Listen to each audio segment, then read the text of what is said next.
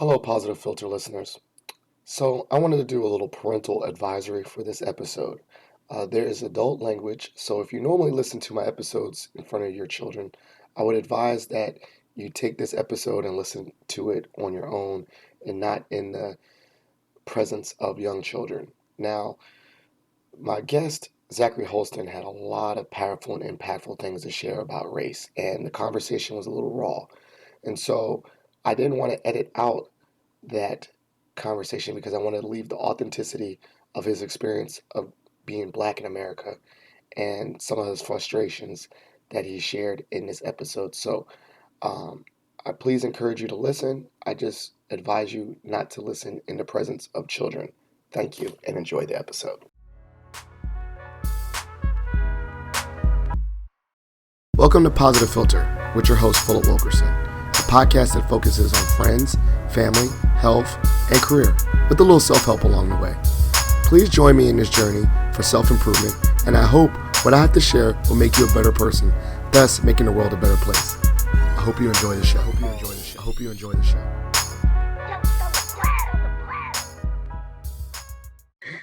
Hey, ladies and gentlemen, boys and girls, it's Philip Wilkerson back with another episode of Positive Filter. I'm joined by a special guest. Well, everyone is a special guest because they're on my show, and they bring us something unique and wonderful to the world.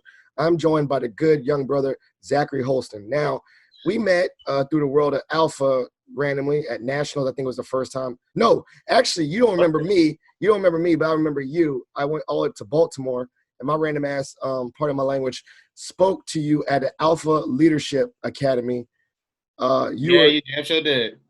See, no one remembers me for the first time. I feel like I have impeccable people memory. I walk up to people all the time and say, "What's good, man? How you doing?" They're like, "Who are you?" And I'm like, "Okay." Every time I was like, when I first started getting there, I was like, "Damn, who is this nigga?" Yeah, all the time. So, but I met him multiple times. He's a young brother. He's a young leader doing wonderful things. I think our lives crossed through Alpha, but I'm going to have him on the show to speak specifically about a podcast series that he did. But before I get into that, for the listeners, please introduce yourself. Yeah, man. What's good, everybody? My name is Zachary Holston, also known as Uncle Zach via the podcast. I am the host of the Chop Up podcast. I started it back in January while I was still in school. And essentially, it's just a show about any and everything I want to talk about. I do a lot of self-reflection, a lot of my own life experiences. I have my friends on. I have different guests on. And I've just been working it. But yeah, man, I'm a recent graduate of Virginia University. Like you said, I met Phil through the, work of Alpha and then I just kind of trying to navigate that, a post grad life, but as well as a current COVID life and, everything like that. So, so podcast is helping me make sense of it all. So that's my little spiel. I love that spiel. Actually, that's the same thing I'm doing. Except I got 2 kids and a wife and life. So podcast is my little hobby out here in the basement, but it's a little different. Yeah, a little different, but you got that creative juices and also a positive outlet. For me, it's also for me to connect with other people. So I love it. So I'm going to just jump right into it. I listen to your show every now and then, I listen and jump in. But when you started The Color Crisis, I felt like it hooked me. I ain't gonna lie. It was a wonderful series. I think it was something that is applicable to anyone that is Black. I would say it's timeless because even I'm significantly, I bet I'm guessing like 10 years older than you. And no, maybe even more because you're 22?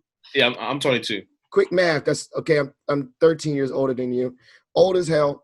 But what was so interesting about that is that even some of the things that you said were within your childhood was applicable to me and my childhood. And so I was like, wow, some of this stuff as Black people, we thought has been different, but it's pretty timeless in a sad way. But what made you want to do a spin-off series? You were running with your show, you're doing your guests, you're doing all that. And you said, you know what, I want to do a mini series.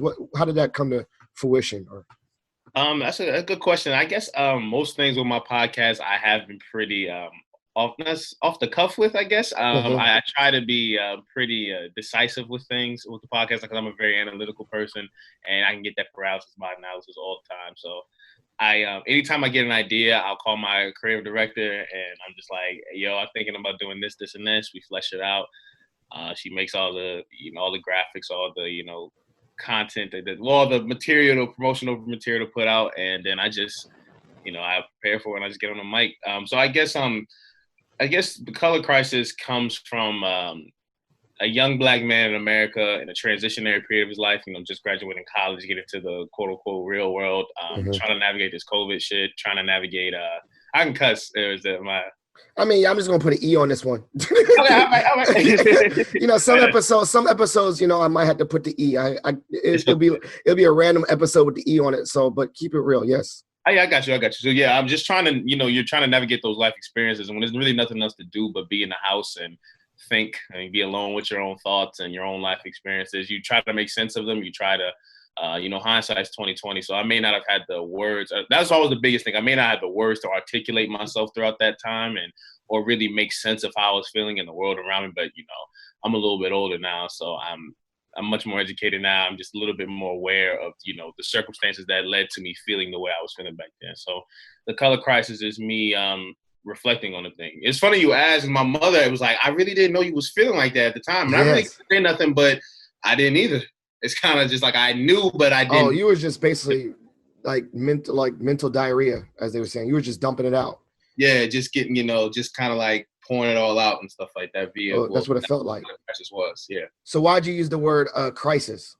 I mean, I know color. Why use color and crisis as your title? So the color crisis, I guess it came from, race is a big thing, is a big topic right now. Racism, still haven't got any justice for Breonna Taylor and her killers. Of course, you see George Floyd going on and all the many others. So color and race and what those, the implications that they have and the connotations that they have in 2020 is something that we're all dealing with. And the crisis aspect of just like, it's an urgent matter. This is one of those times where it's not saying being polarizing is almost better than just riding the fence. Cause a lot of motherfuckers would just, they try to play both sides all the time. They try to, all lives matter themselves because they ain't trying to lose their white money or just whatever the case may be. They're not trying to lose that position they have in America, just by going all in on these issues. So it's a crisis. It's like you're kind of stuck in this situation. Like it's now I can't ignore it. And people are looking for people to make, I guess, bold statements or like there's certain things that we just can't be on the middle of the ground with, racism, sexism, certain things you just gotta, this is what I feel, this is what I believe in, and that's what I'm rocking with. So that's kind of where the verbiage came from. It was really just a quick, and I love some alliteration. So I love that. And so I noticed that you broke it up into chunks, particularly different phases of your life. And obviously I know a lot of our childhood identity is in those phases of prepubescent, adolescence, and I don't know, college lessons. I don't know what they call that one. Child development. But you hit it different. That's all it is. Yeah. So you hit different stages. Why did you choose instead of like my adolescence and then this? Why did you choose the school aspect of elementary school, middle school, and all those, which are great stages? Why did you choose those stages to formalize your series? Yeah, I think I moved a lot as a kid, both in and out of state and within, interstate. So I moved from Michigan or Detroit to Orlando when I was about like 4 or 5 years old. I believe, I was about 4 years old. I stayed in Orlando for until I was 11, so good amount of time. And then I go back to Michigan. Parents divorce, all the other stuff, and me and my mother moved back to Orlando when I was 15, and that's when I completed high school. Nobody lives there now, but so all of those moves throughout my life, they literally were transitions in my life, and they were always kind of they're pretty identifiable by those stages. I definitely had a lot of moves throughout elementary school, but middle school was a certain location, certain experience, certain history, and then for high school I was in a whole nother area. So I think it makes it's an easy timeline for me to think of that 3-4 year chunks, so to speak. And I think me including splitting it up by education levels or whatever, it kind of alludes or it gives nod to, I guess, the intersectionality that we as Black folk deal with. Being that there's already the experience of being Black, but there's also the class experience as well. And I've experienced a good duality. I've been like in the upper middle class type vibe as a Mm-hmm. Black person, but even that's different than being white and upper middle class. And then I've been, we got evicted and I've been homeless type shit. So, it's just about, it's a whole lot of things that are coming to play around, Mm-hmm. that growing up period. So, but that was just an easy way for me to identify a change in mindset, what I'm saying, around those times. I mean, it makes perfect sense. Mm-hmm. And I mean, I would say, sometimes that, why I had a podcast series is when I interview people, I have a hard time talking about myself for an hour straight. Yeah. I mean, just I literally couldn't freestyle but it seemed like you were very clean and organized, even with an hour of content. How did you prepare before each episode to make sure that you're just not like rambling? I know you said you were freestyling and rambling, but at the same time, it was like it was organized, and so No, I give yeah, you credit. yeah. I give you credit for that. So how did you stay organized and kind of freestyle as you did? Yeah, for sure. So I definitely was bouncing around the idea of like what the color crisis would look like, or what how that series would go, how I would divide it up. Originally, I was just going to do 3 parts, just K through 12. But being that I just finished college, I thought I would be remiss in not including that because it also goes along with the educational piece as well as a change in mindset. So while bouncing those ideas around, eventually I was like, all right, this is what I want to do. So I, got my handy dandy, like my podcast notebook, and Okay. I broke it down. So like, what do I want to talk about in episode 1? And at first it's just like, I'm just kind of throwing all the, my bullet points out there. I'd add to this, and this, kind of trying to tie it all back in. And I kind of refined them over time, which things I want to highlight. Is it going to be a chronological order? And sometimes it is, sometimes a little bounce around, but Mm-hmm. overall, it's just like telling a whole story about that time, and I guess painting a picture of my own thoughts. You know what I'm saying, during that So, time. so obviously childhood is such a large part. I mean, you could go Yeah. by grade, you know what I'm saying? Like I could talk about second grade by itself for an hour if I needed to with I some of I mean, I know my teachers' names and I remember, it's weird how repressed things come up. So you can go on it. So how did you use restraint to keep it to an hour 20 minutes? Like how or how did you break up every episode? But dang, I left something on the table. I knew I could have hit this. Oh well, gotta move on to the next segment. You know what I'm saying? I mean, to be honest, that's kind of like what I realized. It just happens a lot of times when doing the podcast. You have like this structured format. Like when I first started, like my first episode, I had like a page and a half of all Yeah, notes. I need to hit this in these yeah, orders because I yeah. need to pay. But as the conversation goes, it just happens organically, and it just flows, and it just makes for better content. So I guess for me, um, I mean, yeah, it's just I kind of freestyled a lot of it, but it's definitely a good amount of it was pretty planned out. But I guess I look at it as like, oh, if I maybe missed this or I left this out, then I just always look at it as like, well, it's gonna come up later in another episode or another series or whatever the case would be. So I'm not tripping about it too much. There's always more to be desired, there's more to be unpacked. So there's even more things that I need to I guess consider and rethink about over my life. And I was only kind of looking at my childhood or my life experiences through that lens of race and racism in America. Right, You know what I'm right. saying? I didn't talk about sex. I didn't talk Yeah. about, Mm-hmm. friends around me, dealing drugs or whatever. I didn't talk about, all the other things that influenced, my mindset at that time. So it's just all it's all part of the story. You Yeah, focused on race, particularly through that. And hell did yeah. you kind of set a firm like, man, I know I can go further, but no matter what, I'm stopping. Like I'm gonna chill. Like I'm gonna cut off at an hour and a half. Is that what some of your mindset was? To be honest, nah, an hour and a half. Just a lot of Yeah. times it's just kind of like that's just a marker. I'm just like I'm done. Like, You hit it with the Forrest Gump. You hit it yeah, with the Forrest yeah, Gump. Like I think I'm going home now. You know what I'm yeah, saying? yeah. Like It's really like that. Like it just happened. And I always kind of like. I mean, my idea, a lot of podcasts. I mean, of course, you got like Joe Rogan type shit where it's like 3 yeah. hour content, and if I had somebody guest, then that makes sense. But as far as and me talking, riffing by myself, hour and a half, that's a long time. But sometimes I cut it off and I'm like, I think I hit this point enough, man. So Yeah. I saw that you did it via IG Live and recorded. Was there a rationale to do it that way rather than just sit in the booth and just do it static, rather than this hybrid that you did? I think it's kind of like me playing around with, not the potential, but I guess the future of me putting out video content as well along with it. And I kind of look at it as like right now I'm not really concerned about like, oh well, all the views need to be trafficked through the audio version. You know what I'm saying? And I just kind of like meeting my consumers where they're at. So the IG live thing, I just it just kind of it helped me kind of gauge where I'm at. It provided a little scenery, provided background, just provided the visuals of everything. And it's also easy just me putting out clips of me talking and a video of me talking as opposed to the clips of just like if I record it from just the playing and shit. So yeah, that's the main reason. But just developing that, I guess portfolio of content. So when somebody goes on my IG, they're not just gonna see a bunch of flyers and stuff. You're gonna see videos, gonna see it also. Oh man, that's something I actually need to adapt. So maybe I might get that from the young people, man. They're such creative, huh? You put stuff on YouTube and stuff? Sometimes I use StreamYard, which StreamYard is like you do a live show and automatically while you're doing it, it does Facebook Live or YouTube Live. If you get a higher account, you can do more than one stream at the same time. But I got the free account, so it only makes you do one. But that's something I'm exploring because, as you said, it was a very live conversation too.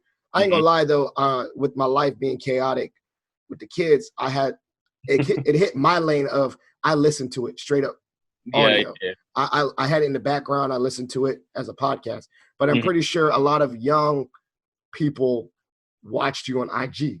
Like you hit a different demographic with the IG. Yeah, it's like we're a visual, generation a lot of times. I have a lot of friends who, to be honest, there's a lot of people who are kind of just now getting into the listening to podcasting. Like everybody was kind of, playing around with podcasts, at least throughout my college education. Yeah. But the videos was always the thing, like who's on YouTube, who's putting out the funny shit on IG, or, you know what I'm saying? It's always been a pretty, video content heavy generation. So I just, I don't want to leave any stone unturned, you know what I'm saying? I just feel like content is content, platform is platform. So I just putting it all out there. So I can understand that. I'm thinking about doing like Patreons and stuff in the future, but right now I just want to put content out. Well, you got a lot. I mean, and I would say I've been doing it. It is a lot to, you find a lane, you just want to fight. Like, I guess you add layers and tighten up as you go along. But you first, I guess, number one, if you're going to do a podcast, content is first. Consistency is first, and then you can build upon it and experiment and all that stuff. But if you ain't got no episodes, there's no reason to experiment, Exactly. Yeah. I don't even know I'm about to be living at it by the end of yes, I don't even know. Yeah. So it's all just putting out content right now. That's really just rolling it all out. So, obviously there's maybe I'll start with the negative sandwich first and positive. What was some criticism that you received while you were doing this, especially about race or, Zach, are you, like, and I have a question. What was some criticism? And I can also understand, you said briefly your mom said, I didn't know you felt like this, but did you get some people, like white people, like, oh, now you all woke and different now? I don't know. Did you get some criticism from people listening that thought they knew you and was kind of thrown off? Nah, I slapped shit. I was playing. No. I to be honest, I didn't receive any negative feedback to my face or nothing. But okay. I definitely got a couple texts from some like old friends from like that middle school. They kind of like they didn't necessarily. They're not like hitting on everything going on, but it's kind of like a hey man, it's good to hear from you, man. Just kind of reach out whenever. It's kind of like that. Everybody, the white people have black friends, kind of like that. Are we good type thing? And but when they say are we good, did you know did you think it was a direct reflection from the episodes? I think it was. I mean, it was kind of started rolling around the time of the George Floyd started getting, picking up wind and picking up buzz, and and how the early stages of that. But as far as along the lines of this podcast, no, not as of yet. I still think of it as when you're in those early phases, all of your followers, pretty much, most of them, like they're your friends, and what I'm saying? Yeah. So I haven't gotten ascended to the levels yet where a random motherfucker got something to say, but I'm looking forward to the day that's gonna show me like, hey man, we might be kicking up some steam. We got haters now, but nah. As far as negative feedback, I think most of it's probably just for myself, but as far as from anybody else, not really. No. So some trolls and whatnot. Yeah, no, I haven't seen nothing like that. Yeah, no. So okay, so and on the positive, what was some of the positive feedback you received besides me hitting you up like a random old creep man? But like some other things. Brother, yeah, hey man, here's a link. Be on my show. Holla. I don't know. As young as like, yeah. I'll be there right now.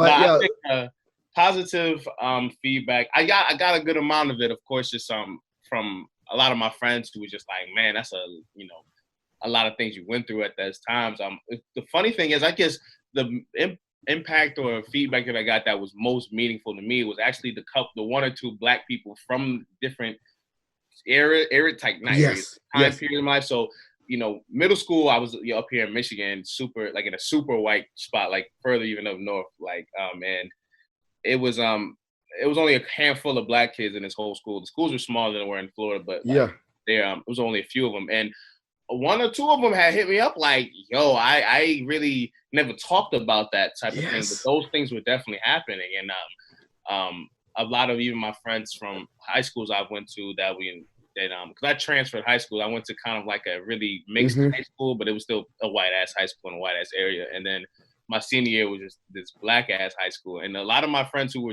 graduated, they're doing well with themselves. They went to college and everything. But a lot when we reconnect, it's always the same. Like, man, I really think about times, man, I was really depressed at that time in life. mm-hmm, And I was like, yeah, I was too, and so that connecting, making, not making, but encouraging people to be more comfortable with that mm-hmm. self-reflection and, being honest about their experiences and sharing their stories. So that's definitely something that I feel like it was a net positive for the color crisis.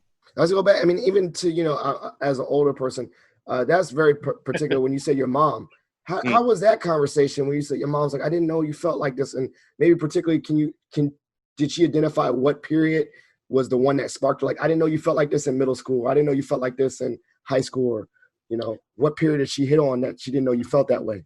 Yeah, we definitely still like we haven't got we just been so busy because we both Mm-hmm. doing a lot right now, but we haven't got a chance to have a real long form conversation about it. But we definitely have had some talks about it. Me and my mother have been very close because I mean, like I said, like when I moved back to Orlando, it was with her. It was just me and her, so she knows about a lot of things that I was dealing with. But as far as a lot of the racial things that were Yeah. going on in my life, those I mean, she was definitely surprised. It was because I was looking at the difference between me and my sister. My sister, she was a little older, so she knew like this is some bullshit when I was moving here and stuff and Mm-hmm. kind of going through all these we went through. But with me, it was all internalized. And hers was kind of a more outward expression of displeasure. Mine was just like I just got to make it work, and so I internalized a lot of it. It's definitely surprising, and I mean, I could definitely wish in retrospect that I would have spoken my mind more. I wish I would have Yeah. spoken up more. Just like a fear of being disrespectful, I guess, growing up Black, and Yeah. Yeah. but yeah, I wish I would have shared those experiences more because I definitely tried to brave them by myself, and it was difficult. You know what I'm saying? So Yeah. And yeah, it definitely, that's a time. definitely, Yeah. yeah, yeah. I mean, that's definitely what I identified and hurt a lot too. Mm-hmm. Especially painful racial memories. I Mm. think a lot of us either one didn't. I can go back now and think about elementary school and the most coded racist things from elementary school. Like, you know what? That junk was terrible. Bullshit. I Yeah, was like, like I can't believe, and then, but then you're like, for me, I went to a private school. I'm like, I can't, I didn't say nothing, but I'd be like, I bet if I broke this down, my parents would be so mad. They paid money for me mm, to, go to this Christian. yeah. It was a Christian private school with Mm-hmm. that had, but you keep that, you hold that. I think as kids you hold it. Middle school, you hold, and then high school, I definitely could have vocalized it, but by that time, you just don't want to talk to your parents Yeah. about what you're going through. You just say, "How's your day?" Fine, close your door, play video games, and sit with that. And I didn't realize. I wish now, and I think in hindsight, particularly same way as you, is I wish I would have just at least, the different topics, sex and all those things. I think race. I wish I could have had better conversations around race as a high schooler. Mm. I did not have that until late college. And then I really didn't start thinking about it. And I think that's similar to your development about reading and all that stuff in college until I went to my counseling program where we legit, it was a counseling program, but they had a class legit about race. like, like you had to do your inner work on race before you start going out in the world trying to do therapy and counseling. Mm-hmm. And that class was probably one of the most painful classes I ever experienced, like, sad and crying in the class. Mm-hmm. But I wish I could have done it earlier. Maybe I wouldn't have been so vulnerable. Yeah. I don't know. I thought I had a question there, but I don't know. I was just going on a tangent about repressed. Like that was a very powerful thing. Like I wish I could have, but I guess it was very healing. Oh, it goes into my question. Like when you were doing this and dumping, that's some heavy stuff, man. Mm-hmm. Like really heavy. And you were being very vulnerable with the audience. Yeah. Was there a moment where you were recording live and you were like, yeah, like, you know, when they do those little reality shows, like cut the camera, you know, and cut off because, you know, or did you have to like really hold it in, or was it a good outpouring of pain? Because I'm gonna be honest, I felt some pain when I listened to your episode, like pain from you, but also I felt painful stuff from me. Like it was almost like a group counseling thing, except that no one was going back and forth. How did you experience that sadness? Yeah, definitely. There was a few moments throughout the series. I mean, 4 weeks that was a lot of time, and so a lot of time to me. And then of course, there's everything going around me. So it was a painful experience. I was going through a lot, and I almost didn't even know what was going on. I was just like, there was some days. I mean, those Tuesdays I would wake up and just like, I don't feel like talking about none of this. You know what I'm saying? When I set the path, I said I'm gonna do it, so I was gonna do it. But and there was a couple moments during the episodes where I was just kind of like, I just had a moment of like, that's a nerve right there. And it kind of, it definitely is. I mean, anybody who's ever gone through any period of trying to improve themselves or heal themselves, anything, it knows it's a pretty long, it's an arduous experience, a painful experience, because you're just revealing layers. Yeah, as soon as you work to peel back this one layer, like I think I've gotten a little bit of peace with this, and then I uncover another layer. Like I'm, and that's kind of been the theme throughout this whole COVID situation. I like a lot of my friends, anybody I've told is like, I'm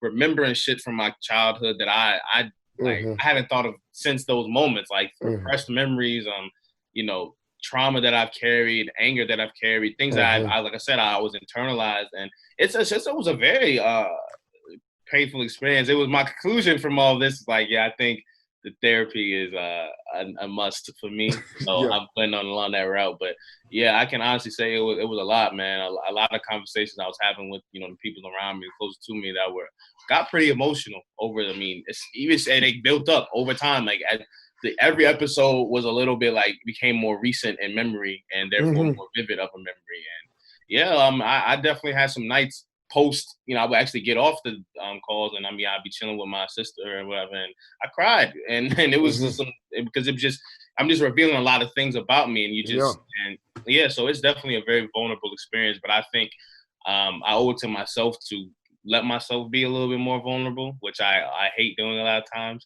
and also just owe it to somebody else who may not have a platform or may not necessarily feel as comfortable, speaking out about it, but they felt, their story through me. So, I think that's what was most important about it. But yeah, it was definitely hard. I could definitely say that. But it's also I always thought like, and that's where I think that Black people are so remarkable, is that you also had a little bit of comedy in it. And one of the things I thought about, most revealing things about Black people, is that we can also turn anything into jokes too. I've thought about that when I think about my favorite comedians. Like some of their most traumatic memories are turned into jokes. Like Kevin Hart is joking about a funeral, like, or Richard Pryor is joking about how he set himself on fire smoking crack. Or Eddie Murphy is talking about how he was so poor that his mom tried to make him a McDonald's, and he made a fake hamburger. And and I was like, I thought about that. I was like, yo, that is crazy. I think it's so that was some part that you threw in there. I know that wasn't planned jokes. You were freestyling, but I always thought that was remarkable too. Like I always notice that people, they think that people that are humorous or have good humors are not sad, but it's just the way that you can flip it, and you can be sad inside, but also, I don't know. I think humor is a good coping thing. I don't know. I've learned about that. Like, it's a really good strategy to flip a situation and also articulate a storytelling, and how you can tell stories. Because I think people will listen to a humorous story with heavy content. Like you can like tell them a joke, but at the end of the day, like, wow, the systemic part is, why is Richard Pryor smoking crack? Like, that's the day. The real root of it is like drug abuse is bad, but he told it in a joke. You know what I'm saying? Like, I think a lot of us do that. A lot of us, we always try to, make light of our situations, because that just kind of helps us cope with that pain, like you said. And And yeah, and those are some great examples. I think a lot of comedians, like the greats, really were the ones who were able to uh, address and acknowledge the pain and trauma they had, but still kind of get it off in like a way that was digestible. So yeah, the comedies thing, I just be on some goofy shit a lot of Yeah, times. yeah, yeah, So yeah. I think that's just kind of that's gonna come with it if I'm talking long enough. But yeah, it's definitely a way that I wasn't trying to be in that bitch crying every episode. That Yeah, exactly. Yeah, was yeah, yeah. yeah, well for sure though. Yeah, it's definitely something that we do. As Black folk, we joining on each other or just Yes. trying to laugh about stuff. But sometimes it's not really until you get around the right person. It's like that's not kind of not that funny. Yeah, yeah, Kind of yeah, fucked up, bro. Like, yeah, yeah, yeah, yeah. yeah, for sure. Yeah. But one of the things is, if this is a mini series, hmm right, and it was very organized. If you can go back, it's already done like the low, but if you can go back, what would you do differently? Well, I can say that I don't think there's anything that I'm done on the podcast that's like closed off completely. Like there's always potential to bring anything back. Like I've definitely thought about or just trying to already kind of maybe plot on the future with the color crisis, and I think going back on it, maybe making a little bit more of a long form of content. Possibly having people from those different times in my life, like Mm, in the reaching out process. Reaching out has been hard for a lot of people that time. I mean, it's just because the reaching out makes a lot of that trauma even more real because like, dang, this was really happening and you were alive to see it too. So but yeah, I think that's kind of maybe the focus if I were to move forward with it or if I could go back in, I would probably be even a little bit more organized with the content. I would probably maybe have somebody to bounce it off of. And but definitely, yeah, if I could involve some other people's stories to kind of just enhance and deepen that perspective, that's gonna be good. So it's definitely something I'm looking to in the future. oh, that's crazy. And obviously, the central focus of the podcast was race, hmm and it because race is ever present. And you also brought up a lot of real historical references about race, systemic issues about race, just looking at big picture things. So when you would do an episode in your childhood, right, you did all childhood stuff. How would you incorporate bigger racial issues into your episodes? Did you have to read a few articles? How did you incorporate that macro into your macro experience, or Yeah. So micro experience? yeah. I think I've always been a pretty analytical person. The reading thing was something I liked reading, but I didn't enjoy it because I didn't get to enjoy it as much growing up because it was just a school thing. You know what I'm saying? So I didn't really try to delve into it as much. I was reading all the time just because of my family or my classwork. But it really wasn't until college I heard Michael Larry Dyson speak at Fall Convocatum, and that was kind of like a nah, man. I gotta. There's no way I'm gonna just listen to this and not delve more into it. So that's when I really got my plunge into reading, just for me reading. And so all that time, and of course, I definitely been reading a lot of books lately, even more so to kind of get more concept. Doing a lot of reading, a lot of conversations with other people, kind of maybe discussing and airing out some concepts. But listen to podcasts, of course, just help with that. But yeah, you got, and going to an HBCU, you learn about Black history in math class all the time. Yeah, So I'd be kind of yeah. Go ahead. I'd be Go kind of ahead. I'd probably an asshole if I didn't incorporate it. But yeah, so I think yeah, definitely I always kind of tried to relate. I've always tried to Yeah, relate something I'm learning to my personal life because I think it's difficult to do that with a lot of shit you learn in school. But the true. things that I did You was like, personalize this, it. yeah, for sure. Like this is something. Okay, this is like you said, a macro concept, but how does this affect me on a micro level? So yeah, Mhm. it's I definitely something. I just keep. I try to keep my mind saturated with that sort of Man, concept. I'm gonna try to think about that. How that I went to and like a lot of people don't know this about me, but I do have that double experience where I ran track at Bowie State. Okay. So I went HBCU, then I went to James Madison where I graduated from James Madison. hmm And definitely some of the things you hit on, man, my freshman year experience, the dorms, there is definitely a level of resource differences between the HBCU and a Yeah, PWI. yeah. I Oh ain't never my had goodness. no kitchen, Yeah, nothing like that. yeah. All type of And I trash. lived in, and I lived in the honors dorm, so I was living good Yeah. at Bowie State. I was in Alex Haley honors dorm, where it hmm was like I was a freshman and I was living like a king, but they treat like Jesus, that I don't know, man. I wish if I could go back in a time machine, I would have either went to a different HBCU than Bowie. Not because no shade on Bowie, but I didn't have no connection to Maryland. I didn't do no research. I just went there for track. I probably would have went. I got accepted to Hampton. I probably would have went somewhere in Virginia because and the only reason why I would have went in Virginia is because when I went to Bowie, I didn't know nobody. I think I would have stuck with HBCU more because I had my friends that went to different ones all over Virginia. Mm-hmm. Or I just probably would have tried to go to JMU and got my grades together and went to JMU off the break instead of having to transfer. Yeah. But hey, life is 2020 or hindsight's 2020. There you go. Yeah. So we're at the part of the podcast. I did surprise you. I kind of lied. I told you that we had a shout outs and plugs, but we have a segment of my show called Shot for Shot. Now I'm not drinking no liquor, but I'm about to say, like, I know 21. I know you're 20. You just said you were 22, right? But whatever. Yeah. But I'm just joking. But this is where you get to ask me any random question as related to the show or not, and I get to ask you any random question. You want to go first, or I'll go first? Okay, I can go first. So you say you wish maybe went to gone to a different HBCU possibly. Did you feel any regret towards going to a JMU post like leaving an HBCU and then going to JMU? No. Like when I graduated high school, my grades weren't so good, so I got waitlisted by JMU, and so it was kind of my dream school. And I wouldn't say a dream school because I always thought that PWI was better than HBCU. No, it was because in the 8th grade, I went to a leadership academy at JMU over the 8th grade, and it was like stepping foot on a college campus and doing all that. And then from then on, that was like the utopia of college was JMU because because it was in my brain since middle school. Like this is the college experience. This is college.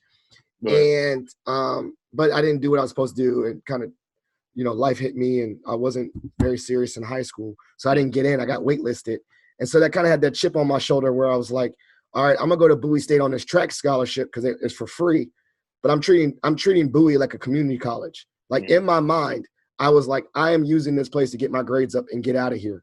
Right. And I think that did me a disservice because when you already have a mindset that you don't want to be somewhere, then you don't immerse yourself. So every weekend, I went to JMU or another college. I went to Dell State to visit I would leave Bowie every weekend. I would just do Monday through Friday, and then I would leave. So I didn't even feel a part of the community.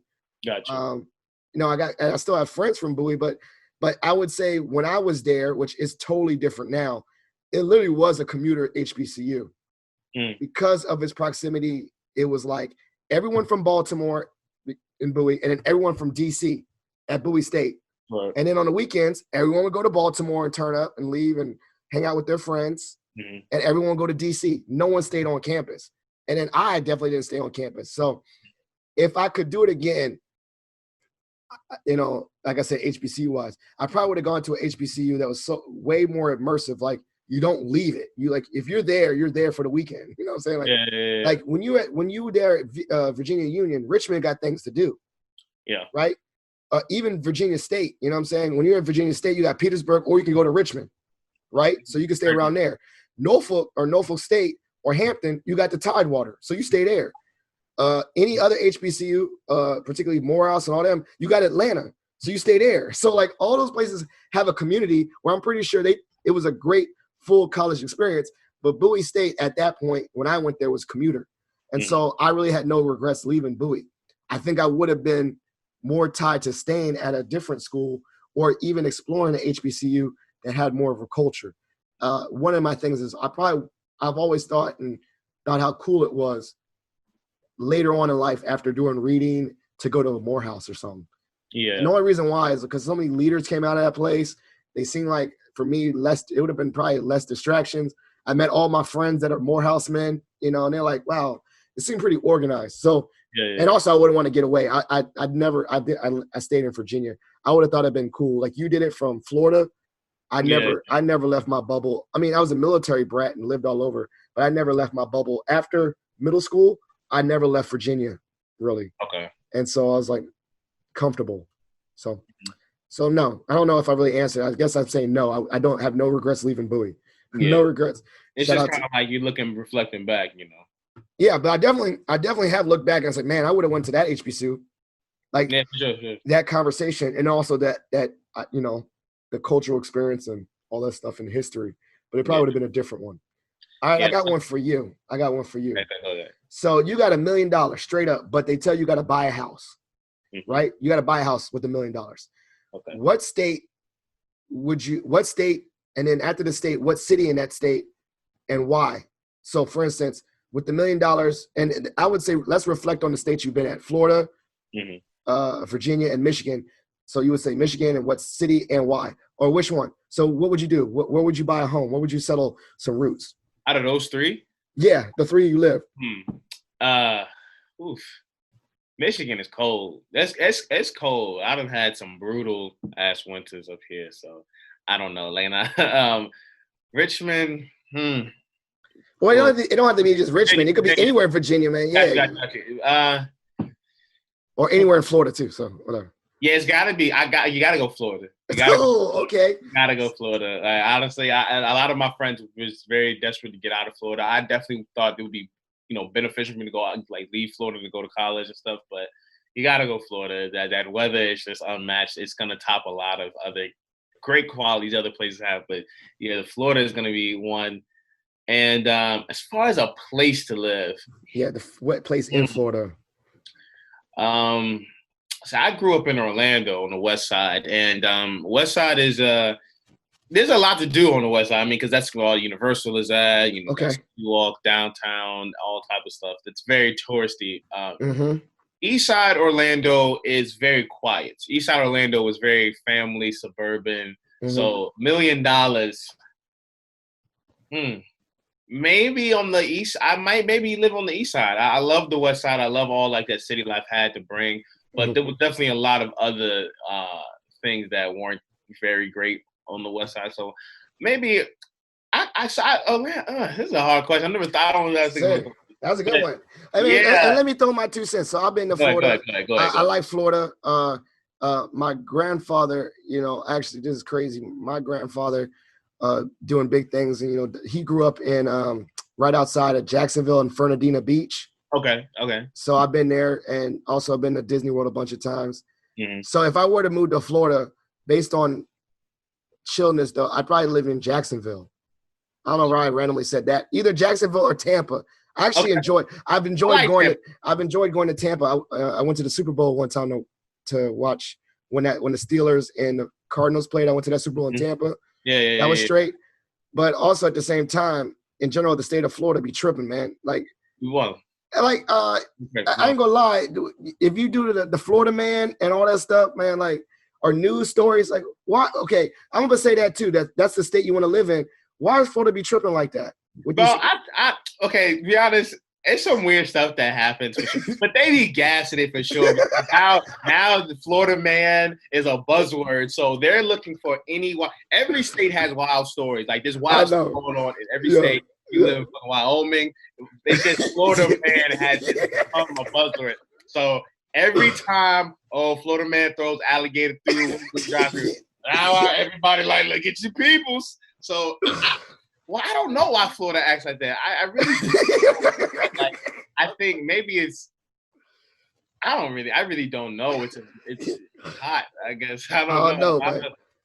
You should play a game or randomly with your friends. It's just get random headlines and try to guess what state. A lot of it is Florida or Jersey. Jersey is wild too. Yeah. And Texas. Talking, I'd be like, it's Florida, Jersey, and Texas had the wildest news stories. There's no rules in no Texas. Stay in no rules. You don't got to know this. It doesn't.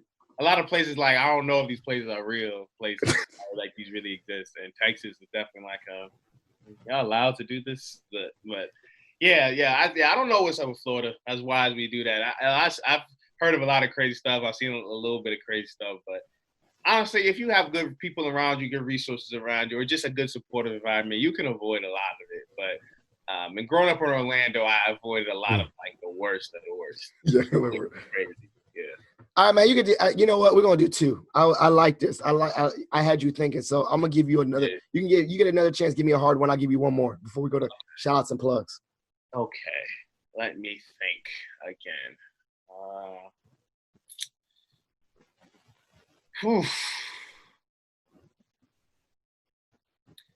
Can Black people be racist? No. And I love that question because we have discussed this. So, and my understanding of racism is that racism is power, privilege, and prejudice. The combination of the three. Now, Black people can be highly prejudiced. Very much so. Power, privilege, but we lack the privilege, systemic privilege, and historical. Well, not power, because we have had powerful people. I think it's mainly the privilege. And so when someone said, "Oh, this is reverse racism," I said, "Pause." Coming from a stance on we don't have systemic privilege or systemic power. So yeah, I can hate on you or say hateful things or be very prejudiced towards you, but I cannot be racist. Now, additionally, Black people can exhibit racist behavior or perpetuate racism, but I in myself cannot be racist. Or, I read a book like you can be anti-racist or racist behaviorally, right? The behaviors of it, but Philip Wilkerson, cannot be racist. So I'm very firm on that one. I literally had one time I posted on Facebook that had like 1,000 comments going back and forth. Yeah, I was articulating myself very well. I can turn on the vocabulary and then hit them with the theories and stuff. But at the root of it, I think what people really struggle with is that they want to like flip victimization and say, "Oh, I've been a victim too. I was a victim of racism." I was like, "No, you weren't. You were a victim of, yes, hateful, harmful behavior, maybe some prejudice. But at the end of the day, when you walk around and navigate the world, you have inherent privileges that a Black person doesn't, based on the color of your skin." So no, a Black person can't be racist. Hopefully anyone that listens to this podcast, I'm open to that dialogue, but I'm going to be very firm and foot in the sand and say you're wrong. like, that's what I'm trying to say. I was like, Phil, oh man. Yeah, anybody want to come on the podcast? No. I ain't gonna have you as a guest. I'll talk to you on. I'll talk to you on Facebook. You just gotta instigate it like. So Phil say he slapped the hell out of anybody who come in. No, man. No, I don't want that. I don't want that energy. That's not so positive. This podcast would get cut off. They man. Because it does get that one. That I'm glad you asked that question because that does get me a little upset to have that dialogue. Yeah. To feel like, no, don't flip this. Don't turn this. Don't take the attention off of this. Mm-hmm. We acknowledge. And I was going to say like this, though. I will give him credit. I've seen Black people exhibit racist behavior, but it's like they're perpetuating something that's not, when someone, like a Black person holds another Black person down, it's not saying that Black person is racist. That person is just perpetuating racism. Yeah. They're kind of just a vehicle, they're not the owner of the racism. Yeah. Huh? You're literally just getting used. You know what I'm saying? So, and we have seen that. We have seen other Black people do racist things. Okay, this is my second one. Okay. And we'll go. All right, I'm just gonna ask my generic question. Why Alpha Phi Alpha, man? It's really. And also, shout out to Gamma Chapter. Shout out to Much Love. Third chapter, right? But also the most sustainable chapter, right? Never was it the oldest Alpha chapter? I don't know how they longest running. There you go. I was trying to give you credit. I murdered that one, but that's all right. It's all right. I ain't gonna get mad. I know the history that Gamma is doing their thing. Much respect. I have some of my pro fights are from Gamma. But that's quite a historical chapter. Wow, you know what I'm saying? I think I probably would have tried to be an Alpha too. You know what I'm saying? I don't know. It seemed pretty. Y'all. I don't know. I mean, y'all doing it. So why? I mean, and also maybe talk about that experience of being a student leader and maybe how did that kind of motivate that? Like, for instance, certain schools, and we're gonna say it, run the yard. Certain schools where if you see the SGA president, you're like Alpha. Like they just pull from already leadership roles, and they kind of is that. And I don't know. You don't have to throw no shade to Virginia Union saying y'all run the yard or whatnot, but we do. No, we did. It wasn't even kind of close. It was bad. Okay, well, yeah, go ahead. Tell me the historical why. I mean, you definitely hit the nail on the head as far as the student leadership influencing that. I just knew coming into college, I just knew I wanted to make an impact in some way. I wanted to be a leader. I was no longer playing football, so I got my leadership training through that, but I knew like that's not going to be enough for just being like because I don't play it anymore. So I had to find other outlets, other ways, and so I just had high ambitions as a freshman. And any type of ambition I had, any position I wanted, or any organization I was looking for, there was an alpha or alphas that were Mm-hmm. in that position and doing it. You know what I'm saying? They were in SGA. I mean, they were in World Mm-hmm. Court historically. They were in Panther Activity Board. They're just they touching every prominent organization, pre-alumni council, and I just knew that it was something I wanted to tap into. So, but I didn't come in to speak on the entirety of that experience. Coming into college, I didn't really have like a nobody in my ear or like Mm-hmm. a predisposed, beliefs or anything. I really Mm-hmm. didn't grow up really in the Greek scene because my parents weren't super college heavy. Mm-hmm. What I'm saying, but they wanted me to go. But so getting to school, I knew the general like vibe of like, all right, these are the fraternities, these are the sororities. Let me Mm-hmm. tread lightly, you know what I'm saying? But Mm-hmm. when that time kind of like as I just kind of kept analyzing like who are the people that are doing it, you know what I'm saying? Like trying to make sure I'm in the circles of the people who are actually committed to their own elevation and the elevation of the community. So, and that was alphas, and like I said, I mean, so I just was ready. I just was like, this Mm-hmm. is something like this is what I want to do, and I end up I kind of made the like I think this is what I want to do for myself around, to be honest, like the end of fall semester freshman year. Okay, But by the end of even as a freshman. Okay, yeah, wow. yeah, yeah. By the end of spring, it was like I texted my family. I was texting my parents. Though I'm like, I'm think I'm gonna try to do it. Mm-hmm. And I was like, think I'm trying to do it. Can you give me some money? yeah, I had to work. I had to work. It was like, hey man, you No, gotta pick it up. But no. yeah, so in that experience, I mean, of course, I crossed to my sophomore year like as Mm. early as I could, and I just didn't look backward. I wanted to make as immediate of an impact as possible. Got on regional staff, That was about to say, regional that was gonna position. be my follow up. That's gonna be my follow up real quick before we go to shouts and plugs. Is Go ahead. obviously you did not stay at the chapter level. What made you want to get involved in the organization at a regional level, a little bit bigger than your ecosphere, Yeah. beyond Virginia? You know what I'm saying? What led to that rather than like I could just stay in my lane and stay in Virginia Union and do what I need to do? What made you think about a little bit bigger than that? I think a lot of times people often limit their idea of another thing based upon either their own experiences or their like Mm-hmm. immediate environment. What's in proximity to them. I had like a saying. It's like in high school. It's like it's hard for a brother to see past his block in a way. So I kind of Oh, yes. pursued. You know what I'm saying? Dropping it. Yeah. I kind of Yeah. pursued a. I was just constantly looking like, okay, what does leadership in Alpha look like? And I definitely bucked back against the whole half of y'all not gonna be here next year, or y'all gonna be inactive, whatever. And I was just like, yo, you inactive, yeah, like, Yeah. Yeah. yeah. Yeah. So I immediately just took a like interest. I tried to just take an interest in it all. I was trying to study more. I was pursuing different people, but to be honest, the opportunity for me to go on that regional level came actually from my pro fight. He my ADP, and he was inserted my president.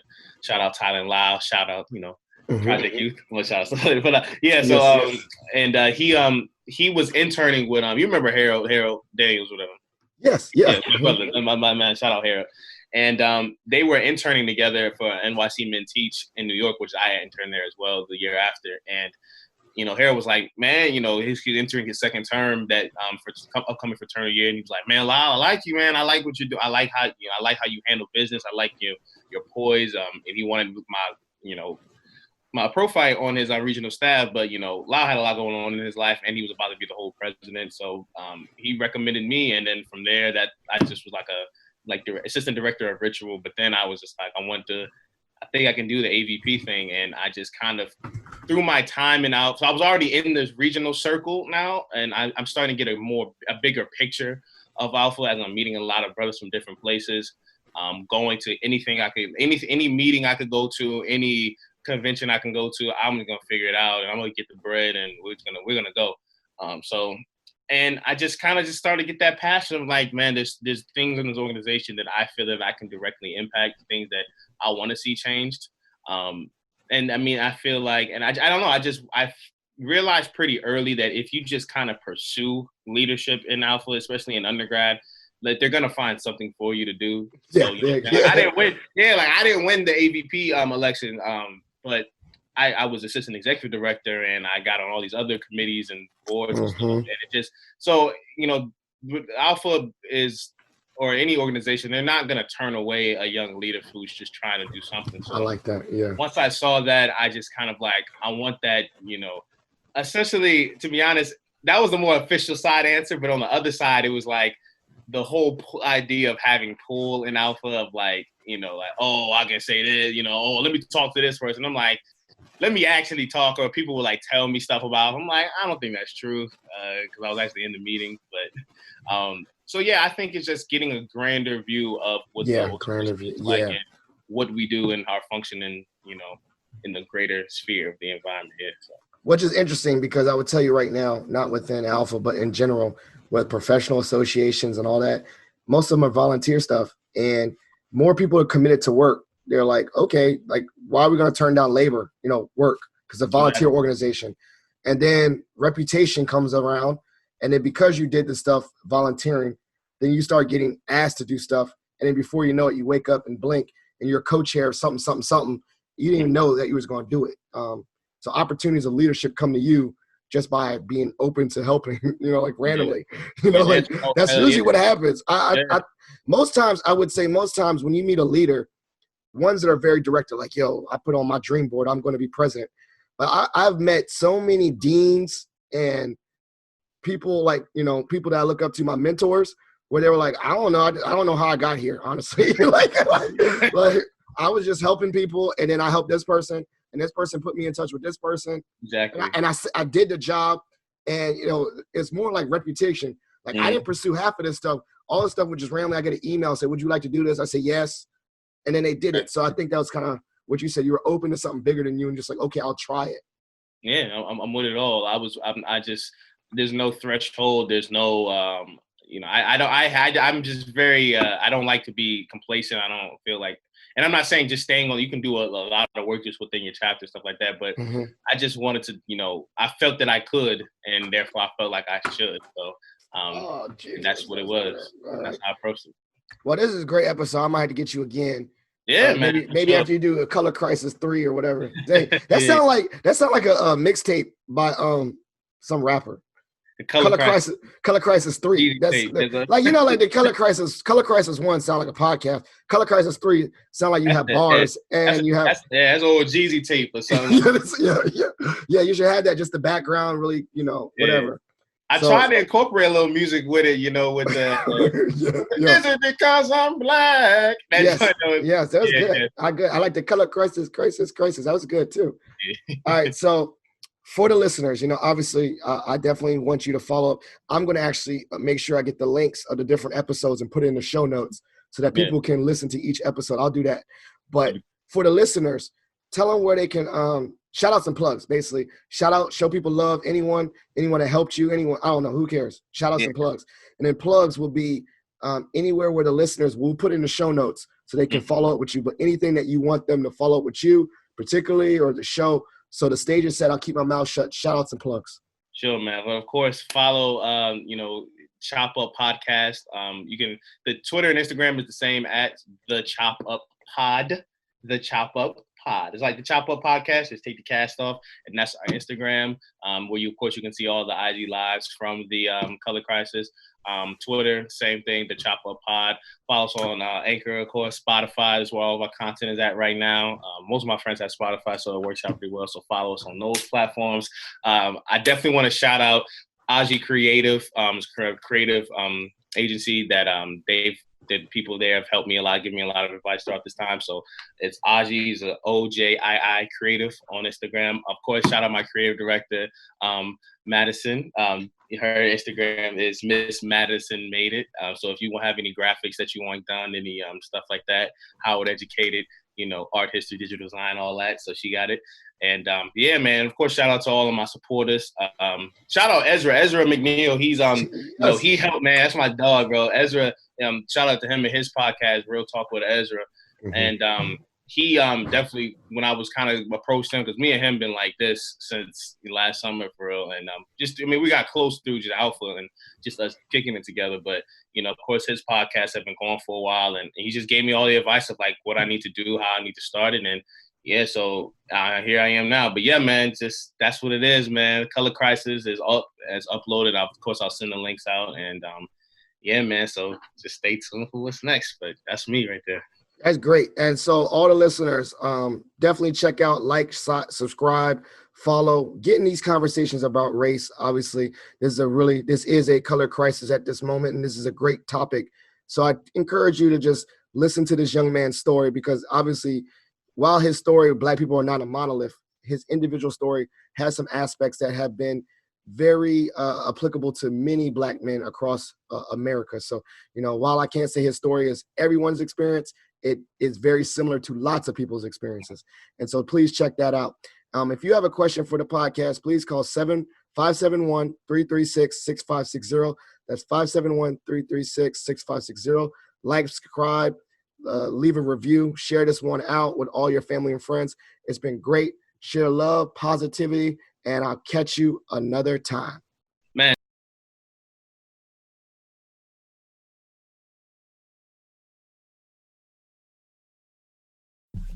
Thank you for listening to Positive Philter, a podcast that focuses on family, friends, career, with a little self-help along the way.